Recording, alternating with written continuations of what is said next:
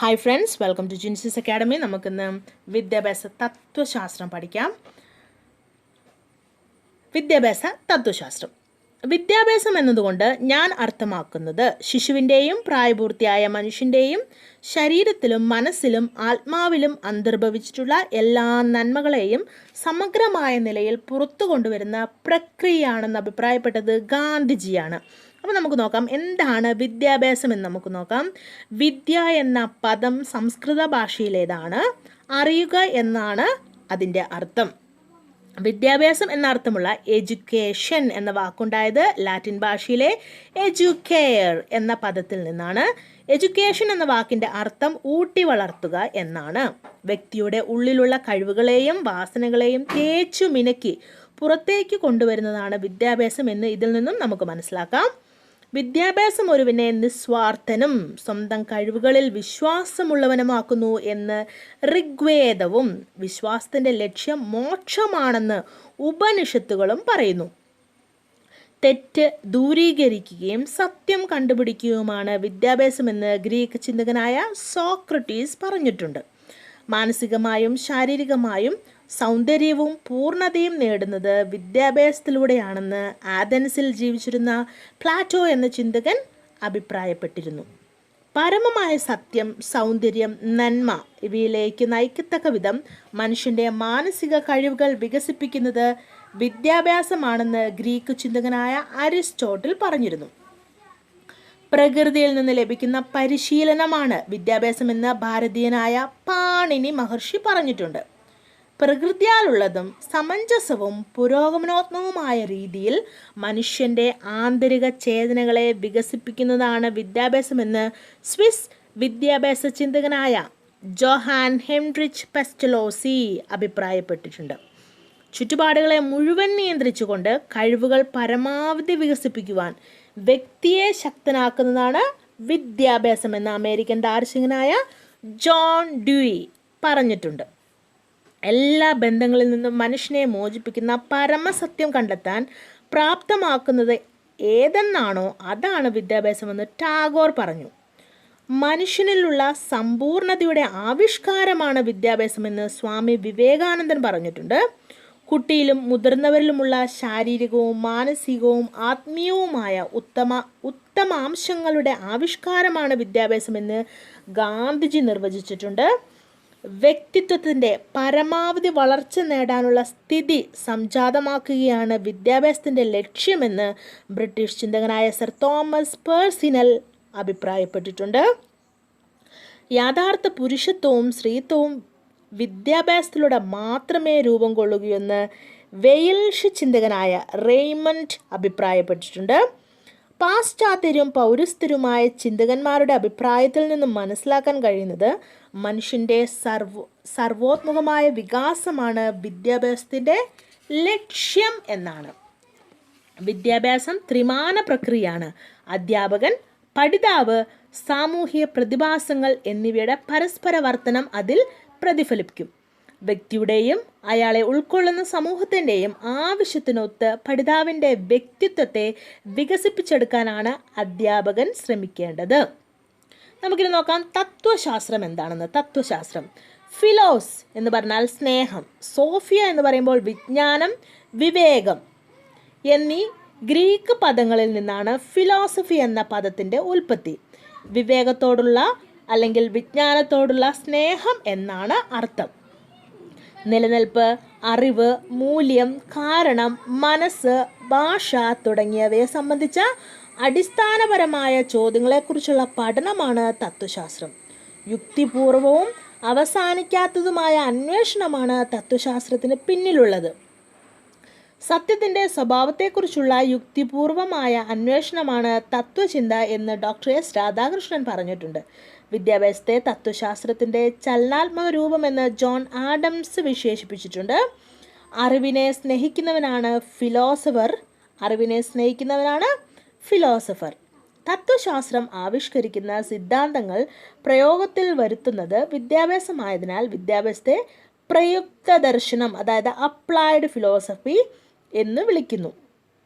Plato തൻ്റെ ഗ്രന്ഥമായ റിപ്പബ്ലിക്കിൽ പറയുന്നത് ആർക്കാണോ എല്ലാത്തരം അറിവുകളോടും താല്പര്യമുള്ളത്, ആരാണോ പഠിക്കാൻ ആവശ്യമായ ജിജ്ഞാസ പുലർത്തുന്നത്, ആരാണോ ഇക്കാര്യത്തിൽ ഒരിക്കലും തൃപ്തി അടയാത്തത്, ആ വ്യക്തിയെ ദാർശനികൻ എന്ന് വിളിക്കാം. ഇനി നമുക്ക് വിദ്യാഭ്യാസ തത്വചിന്ത എന്താണെന്ന് നോക്കാം. തത്വചിന്തയെ 3 വിഭാഗത്തിൽപ്പെടുത്താം. അതിഭൗതിക ശാസ്ത്രം, അതായത് മെറ്റാഫിസിക്സ്, വൈജ്ഞാനിക ദർശനം എപ്പിസ്റ്റമോളജി, മൂല്യ സിദ്ധാന്തം ആക്സിയോളജി. ഈ ശാഖകളെല്ലാം ലക്ഷ്യോത്മകമായ പാഠ്യപദ്ധതിയുടെ സംവിധാനം തൊട്ട് ക്ലാസ്സുകളിൽ അതിൻ്റെ വിനിമയം വരെ വ്യാപിച്ചു കിടക്കുന്ന വ്യത്യസ്ത വിദ്യാഭ്യാസ ഘട്ടങ്ങളിൽ സുപ്രധാന പങ്കുവഹിക്കുന്നു. നമുക്കിനി നോക്കാം വിദ്യാഭ്യാസം എന്താണെന്ന്. വിദ്യാഭ്യാസം എന്ത്, എങ്ങനെ, എന്തിന് എന്നീ ചോദ്യങ്ങൾക്കുള്ള ഉത്തരമാണ് തത്വശാസ്ത്രത്തിലെ അതിഭൗതിക ദർശനം, വൈജ്ഞാനിക ദർശനം, മൂല്യദർശനം എന്നിവ യഥാക്രമം വ്യക്തമാക്കുന്നത്.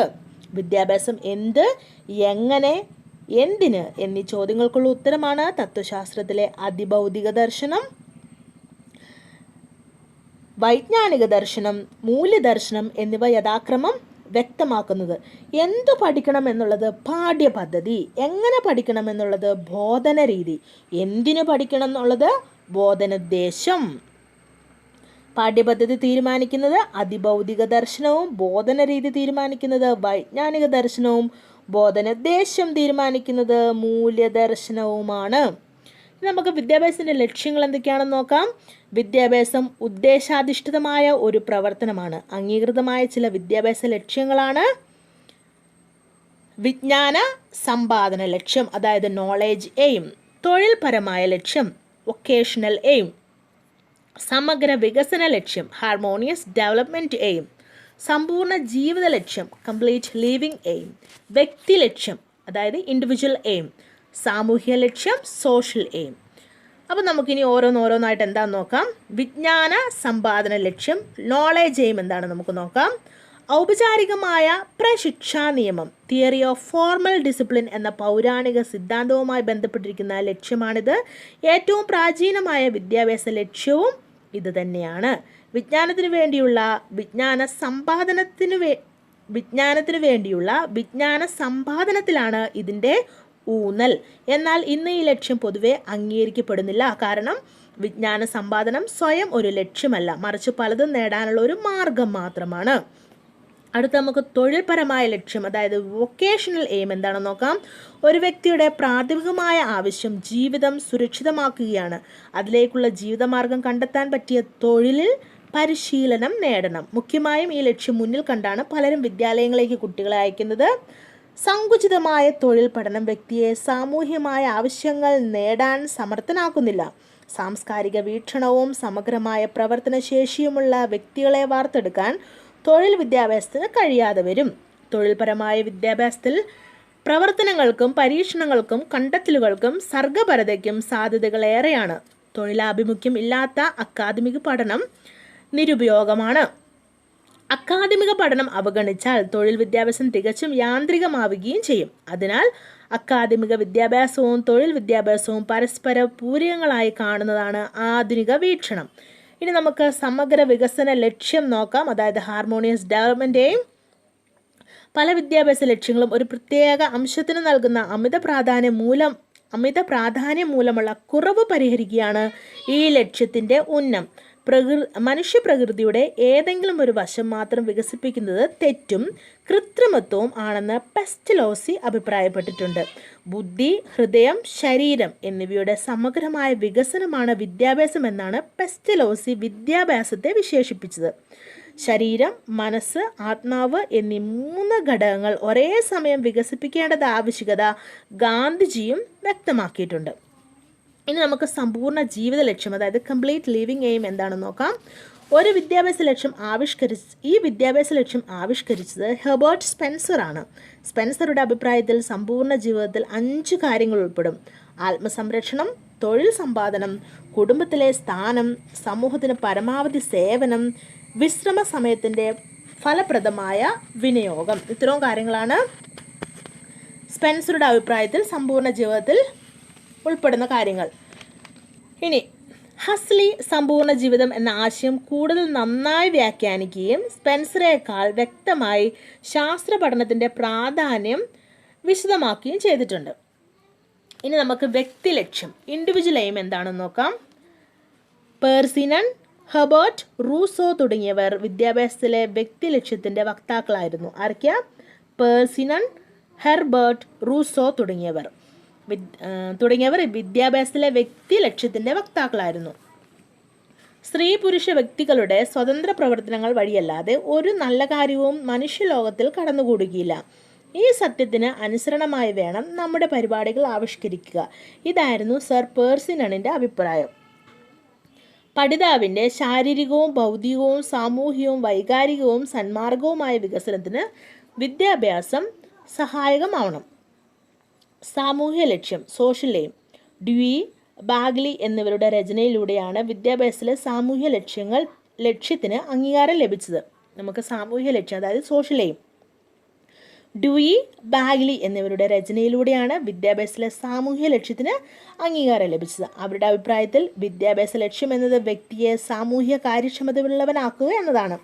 സ്വയം ജീവിതമാർഗം കണ്ടെത്തുന്ന നല്ലൊരു പൗരനായിരിക്കണം സാമൂഹ്യക്ഷമതയുള്ള വ്യക്തി.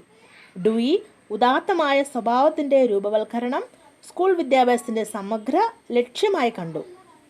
പൂർണ്ണത, പക്വത, സംസ്കരണം എന്നിവയ്ക്ക് വേണ്ടി അനുസ്യൂതം പ്രവർത്തിക്കുന്ന പ്രക്രിയയാണ് ജീവിത വികസനം. സ്വഭാവ രൂപവൽക്കരണം സുപ്രധാന ജീവിത ലക്ഷ്യമാണെന്ന് ഗാന്ധിജി കരുതിയിരുന്നു. ഏകാഗ്രത, ആത്മനിയന്ത്രണം, സംസ്കരിക്കപ്പെട്ട വൈകാരിക ഭാവങ്ങൾ എന്നിവ സത് സ്വഭാവത്തെ ശക്തിപ്പെടുത്തുന്നു. ഇനി നമുക്ക് നോക്കാം വിദ്യാഭ്യാസത്തിൻ്റെ ധർമ്മങ്ങൾ എന്തൊക്കെയാണെന്ന്.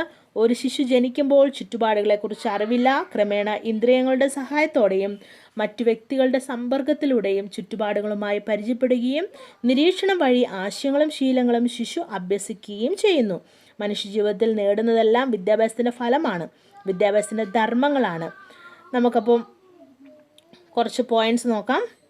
നൈസർഗിക ശേഷികളുടെ വികസനം, സ്വഭാവ രൂപവൽക്കരണം, വ്യക്തിത്വ വികസനം, ഭാവി ജീവിതത്തിനുള്ള തയ്യാറെടുപ്പ്, മൗലിക ജന്മവാസനകളുടെ നിയന്ത്രണവും ഉദാത്തവൽക്കരണവും, പൗരബോധം വളർത്തൽ, സാമൂഹിക ബോധം, സംസ്കാര സംരക്ഷണവും വികസനവും, സാമൂഹ്യക്ഷേമത്തിലുള്ള ഉത്സാഹം, ദേശീയ വികസനം, വിശ്രമ സമയത്തിൻ്റെ ശരിയായ വിനിയോഗം, മറ്റു സംസ്കാരങ്ങളെ പറ്റിയുള്ള ബോധം, വൈകാരിക ഐക്യം വളർത്തൽ, അന്തർദേശീയ ധാരണയുടെ വികസനം. ഇത്രയും കാര്യങ്ങളൊക്കെയാണ് വിദ്യാഭ്യാസത്തിൻ്റെ ധർമ്മങ്ങൾ എന്ന പോയിന്റിൽ നമുക്ക് ഉൾപ്പെടുത്താൻ സാധിക്കുന്നത്. അടുത്തത് നമുക്ക് വിദ്യാഭ്യാസ ചരിത്രമാണ് പഠിക്കാനുള്ളത്. വിദ്യാഭ്യാസ ചരിത്രം, ഭാരതീയ വിദ്യാഭ്യാസ ചരിത്രത്തെ 3 കാലങ്ങളായി നമുക്ക് തിരിക്കാം. ഏതൊക്കെയാ? പ്രാചീന ഭാരതത്തിലെ വിദ്യാഭ്യാസം, അതായത് 5000 BC മുതൽ 650 AD വരെ, അതായത് കോമൺ ഇറ ആണ് കേട്ടോ. പണ്ടത്തെ BCയും ADയും ഇപ്പോൾ ബിഫോർ കോമൺ ഇറ അങ്ങനെയാണല്ലോ, അതൊന്ന് ഓർത്ത് വെക്കണം കേട്ടോ. അപ്പോൾ വേദകാല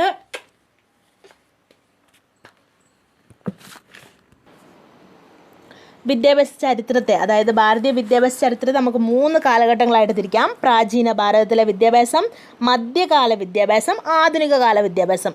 അപ്പോൾ പ്രാചീന ഭാരതത്തിലെ വിദ്യാഭ്യാസം 3 ആയിട്ട് തിരിക്കാം. ഏതൊക്കെയായിട്ട്? വേദകാല വിദ്യാഭ്യാസം, ബ്രാഹ്മണിക് വിദ്യാഭ്യാസം, ബുദ്ധകാല വിദ്യാഭ്യാസം. മധ്യകാല വിദ്യാഭ്യാസം നമുക്ക് 2 ആയിട്ട് തിരിക്കാം. മധ്യകാല ഹൈന്ദവ വിദ്യാഭ്യാസം, മധ്യകാല ഇസ്ലാമിക് വിദ്യാഭ്യാസം. ഇനി ആധുനിക കാല വിദ്യാഭ്യാസം നമുക്ക് 2 ആയിട്ട് തിരിക്കാം. കൊളോണിയൽ ഭരണകാലത്തെ വിദ്യാഭ്യാസം, സ്വതന്ത്ര ഭാരതത്തിലെ വിദ്യാഭ്യാസം. അപ്പോൾ ഇതിൻ്റെയൊക്കെ വിദ്യാഭ്യാസ ചരിത്രം ഡീറ്റെയിൽഡ് ആയിട്ട് നമുക്ക് അടുത്ത ദിവസം എടുക്കാം.